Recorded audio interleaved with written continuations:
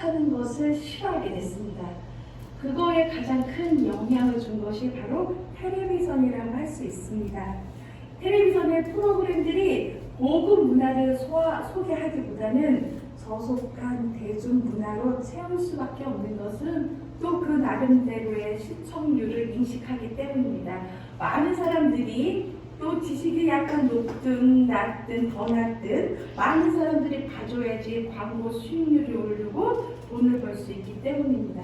그러다 보니 술을 마시고 춤을 추는 내내 시간을 보낼 수 있지만 막상 자기 자신을 위하여 공부하는 데는 시간 내는 것에 인색하게 되는 것입니다. 시간이 없습니다. 왜냐하면 술을 먹고 취하느라고 24시간 중에 대부분을 사용하기 때문입니다. 어린아이로부터 노인에 이르기까지 너무나 바쁩니다. 바쁘지 않은 사람이 없습니다. 그러다 보니 차분히 앉아서 책을 읽을 시간조차 없는 것입니다. 그렇게 사람들의 삶이 점점 가벼워지고 깊은 생각을 하지 않다 보니까 감각적인 것, 흥미로운 것, 그저 가볍게 웃을 수 있는 코미디나 쇼를 보면서 시간을 보내는 것입니다. 사회가 그렇게 흐르다 보니 교회 또한 거기에 영향을 받는 부분이 있습니다.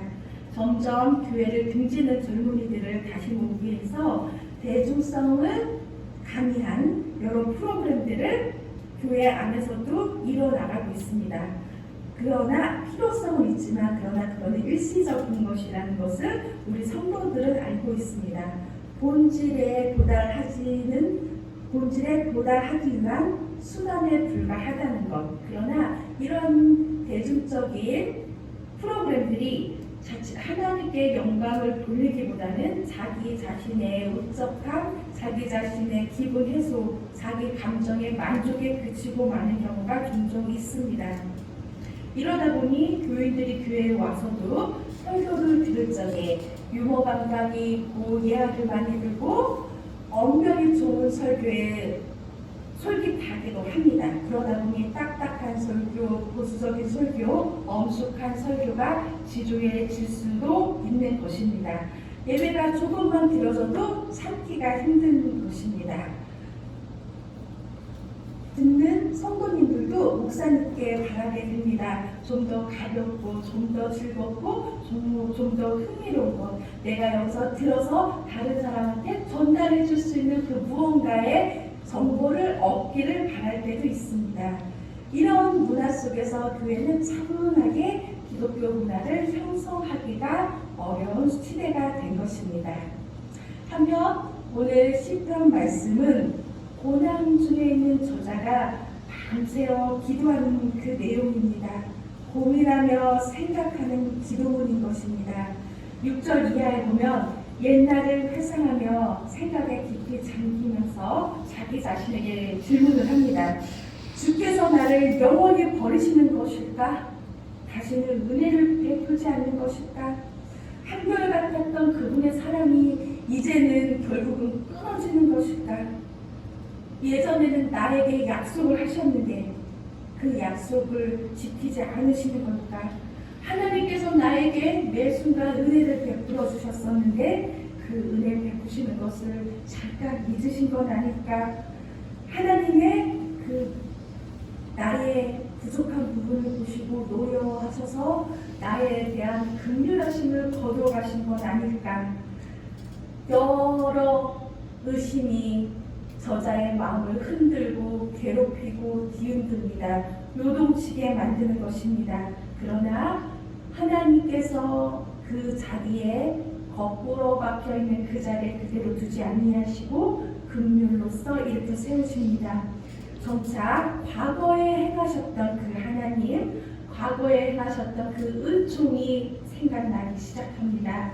주께서 해주신 모든 일들을 하나하나 되뇌고 주께서 이루신 그 크신 일들을 깊이 되새기게 하는 것입니다.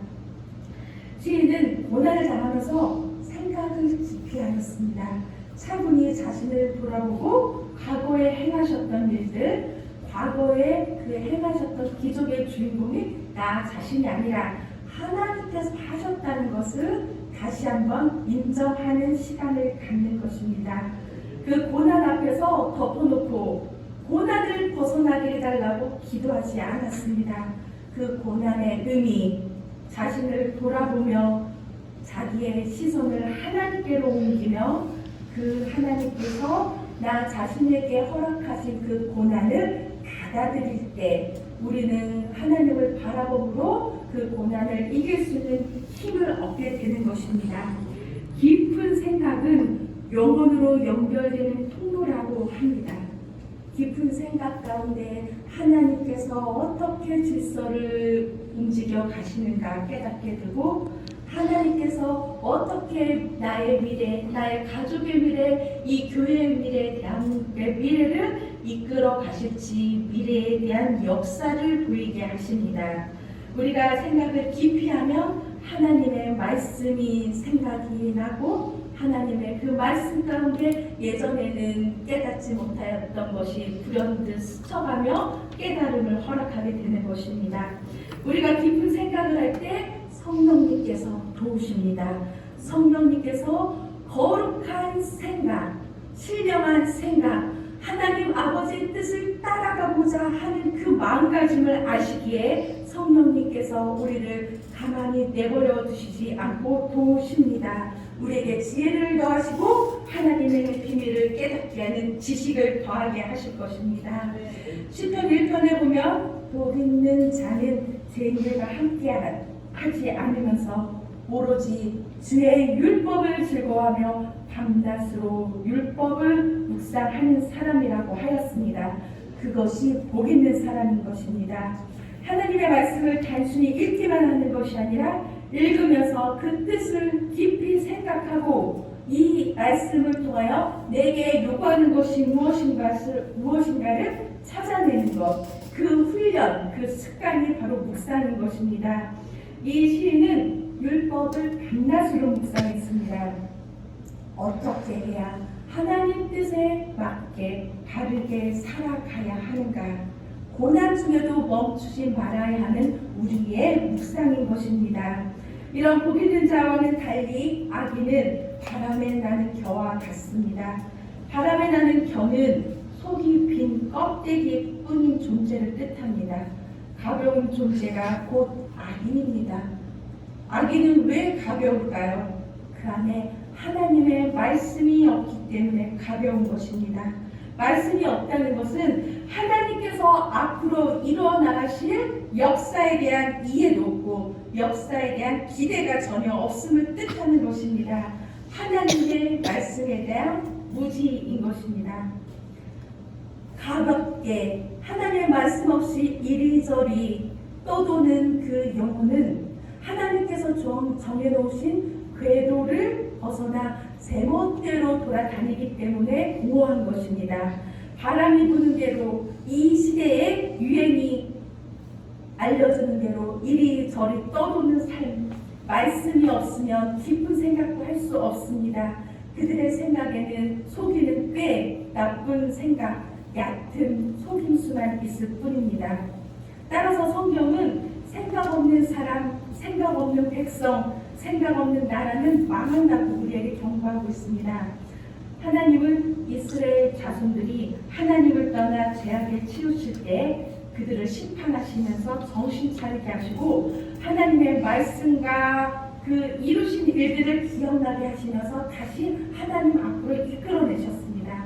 예수님께서 이 땅에 오셔서 12 제자를 택하시고 하나님 나라 복음을 전파하실 적에 대다수의 말씀을 비유를 통해서 말씀을 하셨습니다. 비유란 어떤 진리를 직접적으로 나타내는 것이 아니고 간접적으로 나타냅니다. 그러므로 비유는 그냥 생각 없이 들어서는 그것이 무엇을 의미하는지 모릅니다. 사람으로 하여금 깊이 생각하게 하고 이것일까 아니면 저것일까 생각하게끔 만드는 것이 비유인 것입니다.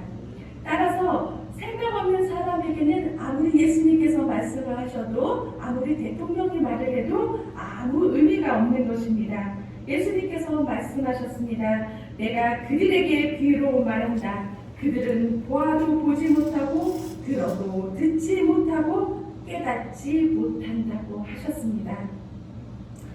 어떤 사물을 똑같이 보아도 깊은 생각을 하는 사람은 그 사물 속에 있는 의미까지 들여다봅니다. 그러나 생각 없는 사람은 색깔이 빨간색이네, 모양이 네모나구나, 이 정도의 겉모습만 볼 뿐입니다. 같은 이야기를 들어도 깊은 생각을 하는 사람은 거기서 10가지를 얻어내고 많은 것을 듣습니다. 그렇지만 생각하기를 원치 않는 사람은 그 이야기에 나오는 몇 개의 단어 아니면 가장 우스웠던 이야기의 일부분만을 기억할 뿐입니다. 제자들도 예수님을 다니면서 그렇게 많이 듣고 보고 기적과 유적을 체험했음에도 불구하고 저희들에게는 예수님께서 왕이 되시며 내가 바로 그 우편에 나는 좌편에 있어서 권력을 휘둘 것만 생각했기 때문에 그 욕망에 몰두하다 보니 하나님께서 진정 말씀하시는 하늘나라, 하나님 나라 복음에 대한 깊은 뜻을 이해할 수 없었던 것입니다. 예수님께서 말씀하십니다. 어찌하여 너희는 빵이 없는 것을 두고 수군거리느냐? 아직도 알지 못하고 깨닫지 못하느냐? 너희 마음이 그렇게 무디어 있느냐? 너희는 눈이 있어도 보지 못하고 귀가 있어도 듣지 못하느냐? 기억하지 못하느냐? 라고 말씀하십니다. 내비에 물이 끓듯이 그때 일어나는 사건의 현상만을 가지고 큰 소리를 낼 것이 아니라 그 냄비가 왜 끓는지 그 안에 무엇이 있는지 차분히 그 냄비를 바라보면서도 그것 가운데 하나님의 섭리를 이끌어내는 분들이 우리 서울 잠실교회 성도님들이 되어야 하는 것입니다. 이 깨달음이 있을 때 다른 사람의 목소리를 내는 것이 아니라 바로 나 자신의 목소리를 낼 수가 있는 것입니다. 하나님께 부르짖을 때도 다른 사람의 감정으로 부르짖는 것이 아니라 나의 비참한 상태, 그 현실만을 부르짖는 것이 아니라 나의 원통함에 깃든 하나님의 뜻, 나의 억울함 가운데 깃든 하나님의 뜻, 나의 질병 가운데 깃드신 하나님의 뜻, 나의 가난 가운데 깃드신 하나님의 뜻을 부르짖을 수 있다는 것입니다. 하나님이 우리에게 주신 감정 가운데에는 불쌍히 여기는 마음이 있습니다. 이웃이 고통을 당하거나 어려움을 당할 때 같이 아파하고 슬퍼하며 사랑을 나누는 것은 하나님께서 우리에게 주신 아름다운 감정입니다. 그런데 이 긍휼의 마음을 다른 사람을 향해서 하는 것이 아니라 자기 자신을 향해서 할 때가 많습니다. 저 사람은 나보다 차가 조금 더 좋아. 나보다 조금 더 비싼 집에서 사네. 저 사람은 나보다 건강하고 유능해 보인다. 저 사람은 나보다 키도 크고 잘생겼네. 더 매력적이네. 더 좋은 직장을 가지고 있네. 비교하면서 자기 연민에 빠지는 경우가 주변에서도 또 나 자신 속에서도 발견할 수가 있습니다. 이러한 심리의 어려움은 밖에서부터 오는 어려움보다 나 자신을 더 옴짝달싹 못하게 만듭니다. 마음의 균형이 중요합니다. 마음의 균형이 흔들리면 다 넘어지게 되는 것입니다. 세상에서 우리의 마음의 균형을 흔들고 잡아 끌어내며 쉴 새 없이 노동치게 만들려고 누가 호시탄탕 노리고 있습니까? 바로 마귀 사탄입니다. 너의 마음 하나만은 내가 빼앗으리라. 너의 마음의 균형을 내가 흐트리라. 이것이 마귀 사탄의 계획인 것입니다. 그러나 우리는 알고 있습니다. 알고 있음에도 그냥 마귀가 하는 대로 방치를 합니다. 그러나 우리가 항상 기억해야 될 것은 하나님께서 명령하셨습니다. 항상 기뻐하라. 쉬지 말고 기도하라. 범사에 감사하라. 자기 연민에 빠져있고 슬픔에 빠져 있을 수 있습니다. 그게 당연합니다. 그렇지만 그 가운데 오랫동안 머무는 것은 하나님의 자녀로서의 모습이 아닌 것입니다. 슬픔에 빠져 있어도 다시 하나님의 자녀의 모습으로 돌아가야 합니다. 항상 기뻐해야 합니다. 아파해도 좋습니다. 아파할 수 있습니다. 그러나 다시 바로 정신을 차리고 나는 아플지언정 항상 기뻐하라라는 하나님의 말씀 가운데 복종하겠다라는 자녀에 대한 모습으로 바로 서야 하는 것입니다. 본문의 저자는 자기 연민에 빠져서 스스로 처량하고 불쌍한 사람으로 생각하고 있습니다. 내가 내 음성으로 하나님께 부르짖으리니 하나님께서 내 음성에 귀를 기울이실 것이다. 그러나 나의 환난 날에 내가 주를 찾았었으나 하나님께서 나를 외면하시는 것 같아갖고 이제는 하나님이 나를 위로하신다고 해도 나는 그 위로를 받지 못할 것 같다. 거부할 수밖에 없을 것 같다라고까지 바닥으로 내려가는 것입니다. 과거에 응답해 주신 체험을 많이 했음에도 이 시간 밤새도록 두 손을 들고 기도를 드렸음에도 불구하고 왠지 마귀 사탄이 속삭입니다. 하나님은 너를 외면하신다. 하나님은 너를 지금 떠나시는 중이시다 라고 속삭이는 것입니다. 이럴 때 하나님께서는 우리에게 그냥 그렇게 마귀의 속임수에 빠져 있지 못하게 하십니다. 그러면서 뭐라고 하시냐면은 우리에게 어려움을 주실 때도 있습니다. 왜냐하면 좋은 말로 했는데 알아듣지를 못합니다. 좋은 말로 큰 소리로 얘기를 했는데 귀에 안 들립니다. 그럴 때 하나님께서는 어려운 일을 통해서 부르짖게 하시는 것입니다. 도저히 혼자서는 애써 울고짖어도 행할 수 없는 것들이 있음을 자각하게 하셔서 하나님을 찾게 만드는 것입니다. 우리 영혼에 공고함과 고난과 아픔이 있을 때 애타게 부르짖어야 할 때가 있습니다. 그때 응답이 당장 눈에 보이지 않는다고 원망하거나 불평하지 말아야 합니다. 인내로서 하나님께서 이제 곧 이루실 그 일을 기대해야 하는 것입니다. 자기는 늘 불이익당하고 자기에게는 아무것도 해준 것이 없는 것 같이 나를 짓누를 때가 있습니다. 그러나 그것은 나로부터 내 안에 원망만 가득 채울 수밖에 없는 것입니다. 어떤 노인이 자기의 먼 친척되는 국회의원에게 말합니다. 다음번 설교에는 우리 가족의 표를 당신에게 주지 않을 것이다 라고 말입니다. 깜짝 놀란 국회의원은 그 친척 어르신에게 말씀했습니다. 아니 어르신, 내가 이 도시와 마을을 위해서 한 일이 얼마나 많은데 그런 말씀을 하십니까? 정부를 상대로 로비를 해서 새로 깨끗하고 바른 길도 냈고 고등학교, 중학교, 초등학교 지붕도 새로 뜯어 고쳤습니다. 그리고 학교에는 정보 네트워크도 설치했는데 이렇게 어렵게 힘든 일들을 많이 해냈는데 그렇게 섭섭한 말씀을 하시면 어떡합니까? 라고 말을 했습니다. 그럴 때 그 노인은 아니 그렇게 일을 했더라도 당장 내 아들 일자리, 내 손녀 직장을 구해주지도 않았지 않소. 나는 내가 받은 것이 하나도 없어. 이렇게 투덜댔다는 말이 있습니다.